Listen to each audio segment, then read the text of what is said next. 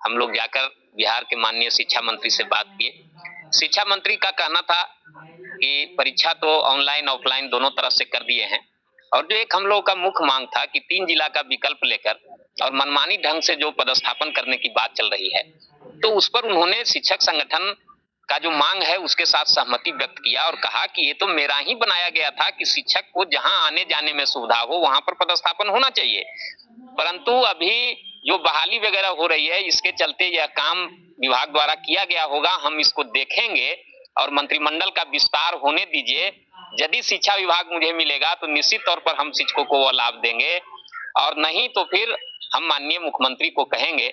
और बाकी भी जो हम लोगों की मांगे थी, जो विद्यालय के समय सारणी का है, जो शिक्षकों का सारा छुट्टी रद्द करने का है, के पड़ा का जो फरमान जारी करते उसके हाँ, उसमें उन्होंने जरूर कहा कि हम इस चीज को देखेंगे और आप लोगों से जो मंत्रिमंडल विस्तार होगी उसके बाद पुनः बुलाकर बात करेंगे, क्योंकि यह बात जो है वो अनौपचारिक बात है, कोई औपचारिक बात नहीं थी, क्योंकि हम लोग भूख हड़ताल पर थे।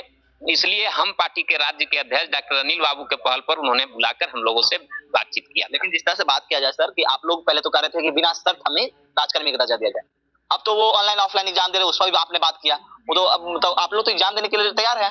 देखिए, ये तो शुरू से हम लोग कह रहे हैं कि एग्जाम देने में हम लोग को कोई कठिनाई है, हम लोग तो कोई कठिनाई नहीं है, हम लोग तो एग्जाम लेते ही रहते हैं, अपने भी देंगे।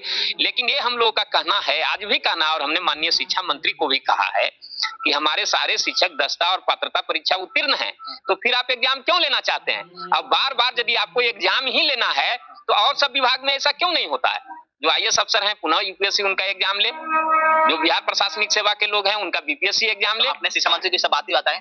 हम लोगों ने जरूर ये कहा कि शिक्षकों के साथ इस तरह का जो भेदभाव किया जा रहा है, जो अन्याय किया जा रहा है, आपके जैसे सुलझे हुए और अच्छे व्यक्ति के रहते इस तरह का बात नहीं होना चाहिए। तो उन्होंने जरूर कहा कि इस संबंध में परीक्षा का विभाग निर्णय ले ली है और माननीय मुख्यमंत्री का भी उस पर सहमति है, तो हम आगे जब मंत्रिमंडल बढ़ेगा तो इस पर देखेंगे कि इसमें क्या किया जा सकता है। लेकिन अभी परीक्षा के मामले में छूट की उन्होंने कोई आश्वासन नहीं दिया, बाकी सारे मांगों पर उन्होंने सहमति व्यक्त किया और आश्वासन दिया कि मंत्रिमंडल विस्तार होगा तो धीरे धीरे हम आप लोगों की समस्याओं का निदान करेंगे। क्या लगता है कि सिर्फ आश्वासन में ही है कि कुछ लगता है होगा? जिस तरह से सरकारें बन रही है, कभी एनडीए कभी महागठबंधन, फिर मंत्रिमंडल का विस्तार का बहाना दिया गया, तो लग रहा है कुछ होगा। सब ठीक है, लेकिन शिक्षा मंत्री से जिस तरह बड़े भाई लोग से बात हुई है उसे पूर्ण विश्वास है कहीं ना कभी सफलता अवश्य मिलेगी, और नहीं मिलती है तो हम इसको चरणबद्ध आंदोलन के लिए हम लोग करते रहेंगे। जब तक सफलता नहीं मिलेगी तब तक आंदोलन जारी रहेगा। यानी कि जिस तरह से आज भूख हड़ताल पर किए हैं इसी तरह से आंदोलन चलते रहेगा जी। तो ये आंदोलन कब तक?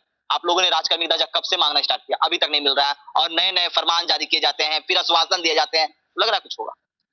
जब तक सरकार हम लोग की मांगे पूरी नहीं करती है तब तक हम लोग लड़ाई अपना लड़ते रहेंगे, और सरकार को एक न एक दिन हम लोग के सामने झुकना ही पड़ेगा। यानी कि झुका कर रहना है जी। तो क्या जिस तरह से एग्जाम में तो अभी आश्वासन नहीं दिया गया, लेकिन अब सरकार ने फैसला लिया कि एग्जाम तो लेंगे, एग्जाम देने के लिए तैयार है? एग्जाम हम लोग नहीं देंगे। सरकार तो मान ही नहीं रही। कहने दीजिए, कोई ना कोई रास्ता निकलेगा, बीच में रास्ता निकलेगा। क्या रास्ता चाह रहे हैं आप? बिना शर्त के राजकर्मी का दर्जा हम लोग को सरकार दे दे। बिना शर्त का? जी। लग रहा है कुछ होगा सर? इस तरह से आपको आश्वासन दिया जा रहा है शिक्षा मंत्री से, लग रहा है कि बिना शर्त दिया जाएगा। 1971 में सरकारीकरण हुआ विद्यालय, इसी तरह से जैसे आज 1500 2000 उसमें भी काम करते थे। उस वक्त सरकार एक साथ सारा विद्यालय का सरकारीकरण किया, वही परीक्षा की तो कोई बात नहीं। हाई स्कूल का 1980 में सरकारीकरण टेक ओवर हुआ, सारा लोग सरकारी हो गया, तो हमको सरकारी करने में शिक्षकों जो 20 साल से काम कर रहे हैं उनको क्या दिक्कत है? सरकार को फरमान तो नए जारी कर रहे हैं, कभी फरमान जारी कर देते हैं एग्जाम देना पड़ेगा, कभी सिलेबस टीआरई 1 टीआरई 2 कराता है, हम लोग हड़ताल और फिर तो आश्वासन मिला है आपको हाथ। अभी फाइनल डेट कहाँ? अभी तो छोटा सा कार्यक्रम आज, कोई बहुत बड़ा कार्यक्रम था। आप पटना में शिक्षक प्राथमिक कार्यक्रम देखे होंगे, मतलब पूरा आंदोलन की तैयारी बड़ी हो जाएगी। होगी। हम तो यही उम्मीद करेंगे, हमारे अध्यक्ष जी से लोग, यहाँ के जो है पदाधिकारी लोग यही उम्मीद करेंगे कि हमको झुकना नहीं है, हमको अपने मांग के लिए तैयार रहना है। और इतने बड़े हमारे हम के बिहार के अध्यक्ष जी है अनिल जी, ये लोग लगे हुए हैं, मैं उम्मीद करता हूँ कि हम लोग की मांग पूरी हो। यानी कि अगर अब बात नहीं सुनी जाएगी तो बड़ी संख्या में आप लोग आंदोलन करने के लिए तैयार है? जी पूरे तैयार है? जी बिल्कुल तैयार हम लोग। देखिए क्या कुछ कर रहे थे बिहार राज्य प्राथमिक के जो है तमाम जो शिक्षक